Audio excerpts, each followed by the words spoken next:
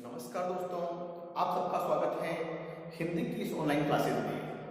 और साथियों, आज हम पढ़ने जा रहे हैं बीएड द्वितीय वर्ष को लेकर। और बीएड द्वितीय वर्ष के अंतर्गत आज का जो हमारा शिक्षण विषय है वो है हिंदी का शिक्षण शास्त्र को लेकर।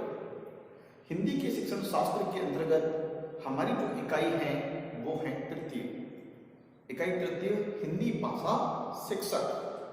हिंदी भाषा शिक्षक के बारे में है और उसी तृतीय इकाई का जो प्रकरण है हमारे सामने वो है हिंदी भाषा शिक्षक की विशेषताएं। ऐसी कौन कौन सी विशेषताएं होनी चाहिए इस हिंदी भाषा शिक्षक में जो उनके लिए निहायत ही जरूरी है। तो साथियों, हम इस वीडियो व्याख्यान से पूर्व की वीडियो व्याख्यान में भी हमने उन विशेषताओं पर चर्चा की है। साथ में अब हम कुछ विशेषताओं पर अध्ययन करने जा रहे हैं और विशेषताएं किस प्रकार से हमारे लिए महत्वपूर्ण भी हैं और हर हिंदी अध्यापक के लिए अपने विषय के लिए एक बहुत ही अच्छी विशेषताएं हैं जो होना हर विषय के अध्यापक में आवश्यक है, विशेष तौर पर हिंदी के अध्यापक में। तो हमारे समक्ष है कक्षा में अनुशासन रखना। साथियों, बिल्कुल बहुत ही महत्वपूर्ण बिंदु हमारे समक्ष है कि कक्षा में अनुशासन रखना। कि जब तक आपकी कक्षा में अनुशासन नहीं होगा तब तक शिक्षण प्रक्रिया इतनी प्रभावी नहीं होगी, क्योंकि बिना अनुशासन के न तो शिक्षक शिक्षण कार्य सही तरीके से करा पाएगा और न ही विद्यार्थी शिक्षण कार्य को अधिगम कर पाएंगे, क्योंकि वो यदि अनुशासन में कुछ छात्र नहीं रह रहे हैं तो बाकी छात्रों को भी बाधा पहुंचाएंगे। साथ में यदि वो बाधा पहुंचा रहे हैं तो अन्य छात्रों को उससे परेशानी का सामना करना पड़ेगा। तो उसके लिए क्या करना चाहिए, शिक्षक कैसे गुण होने चाहिए कि वो कक्षा में अनुशासन को बनाए रखने में सफल हो सके। तो मेरा मानना है छात्रों कि यदि हम कक्षा में शिक्षण प्रक्रिया को कर रहे हैं, शिक्षण कार्य करवा रहे हैं, तो शिक्षक का ज्ञान, उसका व्यवहार, उसकी कार्यकुशलता, उसकी वाणी की प्रभावमयता, इस सब और उसके ज्ञान की प्रगाढ़ता इतनी अधिक होनी चाहिए कि वो विद्यार्थियों के जवाब या उनके प्रश्नों के उत्तर देने में सफल हो। साथ ही साथ में वो अपने विषय को पढ़ाने में बालकों के मन में रुचि उत्पन्न कर सके। बालकों के मन में जब रुचि उत्पन्न होगी तो बालक पढ़ने में अवश्य ही रुचि लेंगे, और जब बालकों को उसमें रुचि आएगी, जब बालक उसमें रुचि लेंगे पढ़ने में विषय के प्रति, तो निश्चित रूप से आप मान के चलिए कि बालक अनुशासन में रहकर उस विषय को सीखने का प्रयास करेंगे।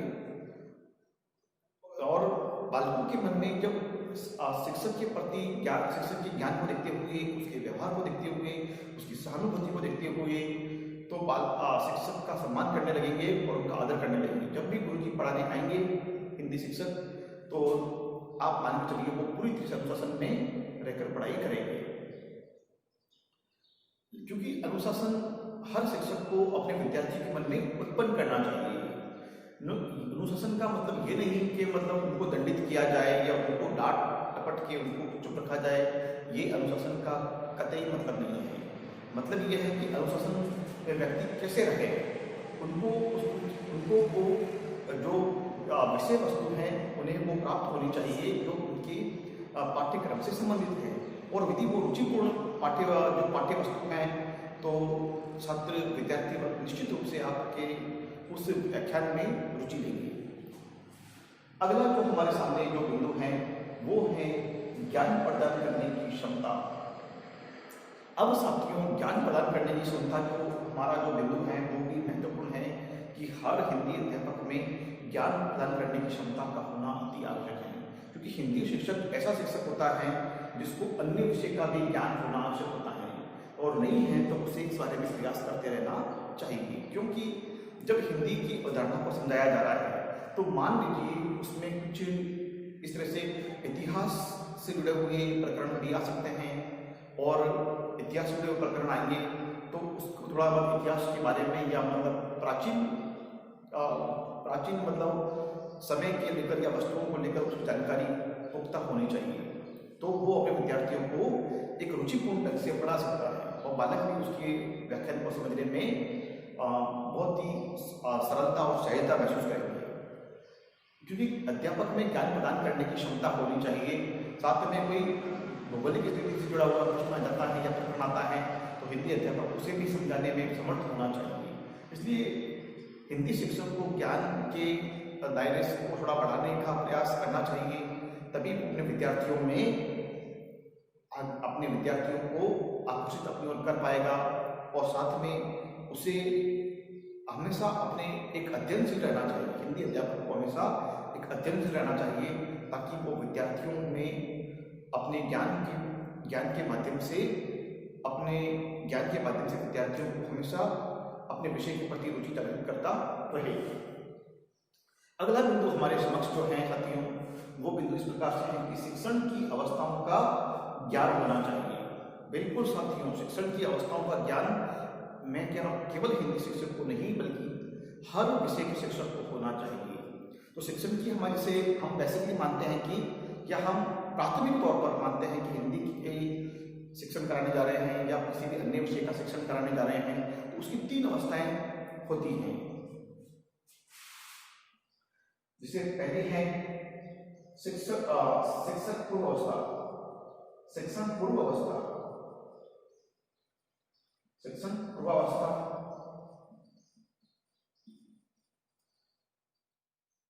और दूसरी है अंतस्थ शिक्षण व्यवस्था,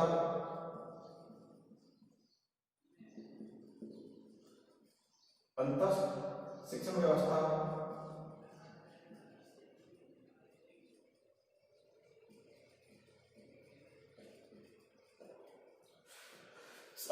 पहली जो शिक्षण व्यवस्था है शिक्षण पूर्वावस्था।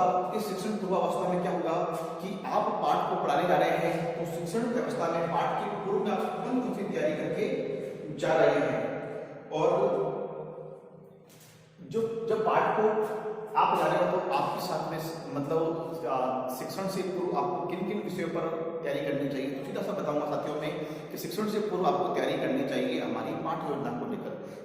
सबसे पहले तो उसको शिक्षक को ये ध्यान रखना चाहिए कि मेरी कक्षा में कितने विद्यार्थी हैं, इसमें से कितने तो है वो मेधावी छात्र हैं या मतलब मेधावी स्तर के, या उनका जो स्तर है वो काफ़ी सामान्य से काफ़ी अच्छा है।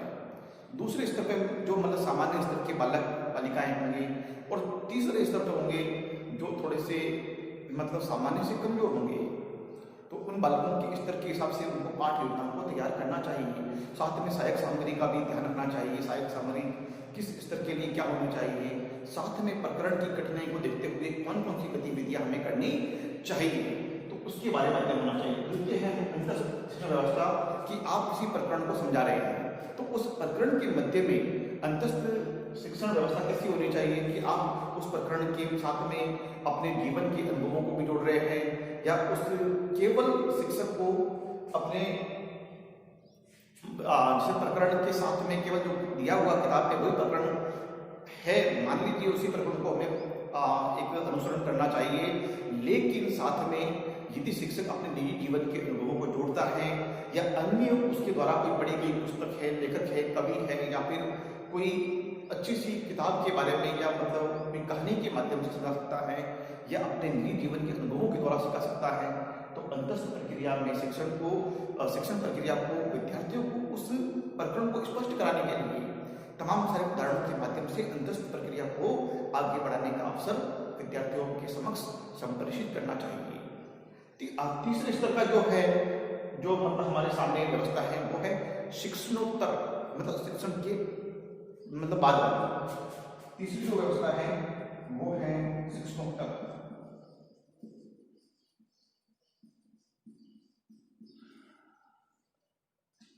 शिक्षणोत्तर शिक्षण व्यवस्था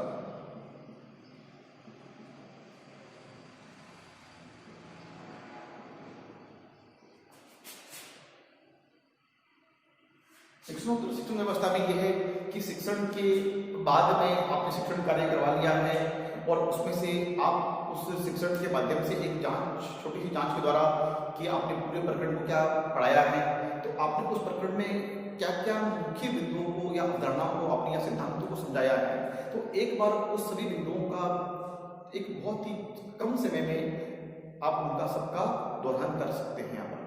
और उसके बाद में उस अवधारणाओं के बारे में सभी को ध्यान आकर्षित कर सकते हैं कि साथियों आज हमने ये पढ़ा है, सबसे पहले हमने ये पढ़ा, उसके बाद ये पढ़ा, दूसरा बिंदु पढ़ा, तीसरा बिंदु हमने ये पढ़ा और अंत में हमने इस पर बात करी, साथ में हमने ये उदाहरण भी दिया, सामने पेश किया था सबको लेकर।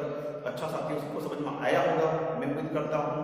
और उसके बाद भी समझ में आया है तो मान लो आप बोध प्रश्न का सहारा भी आप शिक्षणोत्तर व्यवस्था में ले सकते हैं। तो ये है आपकी शिक्षणोत्तर शिक्षण व्यवस्था। तो हर शिक्षण की हमें 3 अवस्थाओं को पार करना होता है, तो शिक्षक को 3 अवस्थाओं पर हमेशा ध्यान तो रखना चाहिए। अब आते हैं शिक्षण की पूर्व शिक्षक की तैयारी। बहुत ही इंपॉर्टेंट पोस्ट का मतलब हमारे लिए पॉइंट्स हैं या बिंदु हैं, महत्वपूर्ण बिंदु, इस पर हमें ध्यान रखना चाहिए कि शिक्षण की पूर्व शिक्षक की तैयारी कैसी होनी चाहिए। सबसे पहले शिक्षक की तैयारी इस प्रकार से होनी चाहिए कि हमारे शिक्षक को क्या करना चाहिए, सबसे पहले शिक्षक स्तर के अनुसार पाठ योजना का निर्माण करना चाहिए। और पाठ योजना के निर्माण के बाद शिक्षक को क्या करना चाहिए कि पाठ योजना के साथ गतिविधियों का चयन भी करना है। और प्रकरण में फिर तीसरे स्तर पर उसको ध्यान रखना है, तो इस बात का रखना है कि इस प्रकरण के लिए हमें सहायक सामग्री कौन कौन सी चाहिए। हमें सहायक सामग्री जो एक तो होती है प्राथमिक, दूसरी होती है द्वितीय। तो प्राथमिक सामग्री तो जो हमारी एक प्राथमिक स्तर की है, जैसे चौक है या मार्कर है, बोर्ड है, डस्टर है, पाठ्य पुस्तक है, ये सामग्री तो हमारी हम जैसे डस्टर वगैरह हम साथ में लेके आएंगे। और हमारा जो श्याम पट है या मतलब श्वेत बोर्ड है, श्वेत पट है, ये तो हमारे साथ में है। लेकिन इसके साथ में हमें पाठ्य पुस्तक को लेकर जब क्लास में आ रहे हैं तो सबसे पहले हमारी जो उसके साथ में हमारी जो निरीक्षण बुक है, निरीक्षण जो मतलब कह सकते हैं आप कह सकते हैं कि लेसन डायरी जो है, जब निरीक्षण करता आपके पीछे जब देखने आएगा, चाहे आपके विषय का अध्यापक हैं या कोई बाहर से आने वाला कोई जो मतलब निरीक्षक हैं, तो वो सबसे पहले पीछे की जो स्थान है दीवार के पास वाला वहाँ पर उसको रखें। आप बिल्कुल बोर्ड के सामने रखें और जो सहायक सामग्री है आपकी चौक, बोर्ड, डस्टर, वो आपके पास में मेज पर या कोई ऐसा स्थान बना हुआ पास में रखें। आपके द्वारा द्वितीय सामग्री चार्ट या मॉडल तैयार किया गया है तो उसे आपकी कुर्सी के पास में रखें। लेकिन पढ़ाते समय साथियों कुर्सी पर ना बैठें, ये विशेष बात का ध्यान रखें, क्योंकि कुर्सी पर बैठने से एक आलस और प्रमाद हमारे अंदर आता है और एक सभ्यता की निशानी भी नहीं मानी जाती है। क्योंकि हमें शिक्षण व्यवस्था करवानी है तो हमें कुर्सी पर नहीं बैठना है। साथ में चौथा जो बिंदु हमारे लिए सबसे इम्पोर्टेंट होगा वहाँ पर, तो वो बिंदु ये होगा कि आप क्लास में जब आते हैं या कक्षा में आए हैं शिक्षण कार्य के लिए, आपने निरीक्षण बुक को, निरीक्षण जो लेसन प्लानिंग डायरी है या निरीक्षण की जो पुस्तक है उसको आपने पीछे रख दिया निरीक्षणकर्ता के लिए। लेकिन उसके निरीक्षणकर्ता के आने से पहले सबसे पहले हमारे छात्रों की, विद्यार्थियों की बैठक व्यवस्था को हमें ध्यान में रखना है। क्योंकि यदि छात्र ये भी नहीं है कि छात्र एक साथ में बैठ जाए या सारे छात्र एक और बैठ जाए, हमें छात्रों को एक व्यवस्थित क्रम में, एक ज़्यादा पीछे की तरफ भी ना बैठे दीवार के पास में, वो एक सही व्यवस्थित रूप में बैठे और उनका ध्यान अपने श्याम पट की ओर सुगमता से वो देख सकें और किसी भी छात्रों को उसमें परेशानी नहीं आए। इस तरह से उनकी बैठक व्यवस्था कर सकते हैं ताकि निरीक्षणकर्ता भी बैठक व्यवस्था को जान सकता है कि बैठक शिक्षक के द्वारा एक भली बातें की गई है। ठीक उसी प्रकार से हम पाठ्य पुस्तक और उसके बाद में हम बोर्ड का, जिसे हम श्याम पट का यूज करते हैं, बोर्ड का यूज करते हैं, तो उसको लगभग सबसे पहले हमें विद्यालय का नाम मैंने नहीं लिखा है क्योंकि हमारा जो हम प्रतिदिन पढ़ा रहे हैं तो हम नहीं लिख रहे हैं, लेकिन आपको ध्यान रखना है कि विद्यालय का नाम लिख सकते हैं आप। उसके बाद दिनांक लिखें, कक्षा लिखें, उसके बाद विषय का नाम जरूर लिखें और विषय के साथ में आपका कोई प्रश्न पत्र प्रथम है, द्वितीय है, इस तरह से लिख सकते हैं।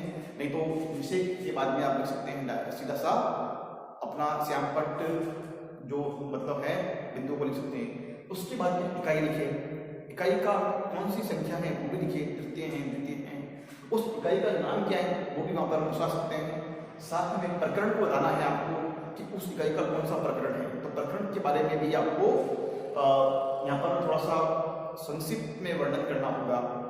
उसके बाद में आपको उस जो प्रकरण से जुड़ी हुई मुख्य बातों का आप बिंदुओं के रूप में उल्लेख कर सकते हैं और फिर पुस्तक का सार आप ले सकते हो। तो ये सब संपूर्ण शिक्षण पूर्व तैयारी आपके सामने इस प्रकार से है, तो आपको इस बात का ध्यान अवश्य रखना चाहिए।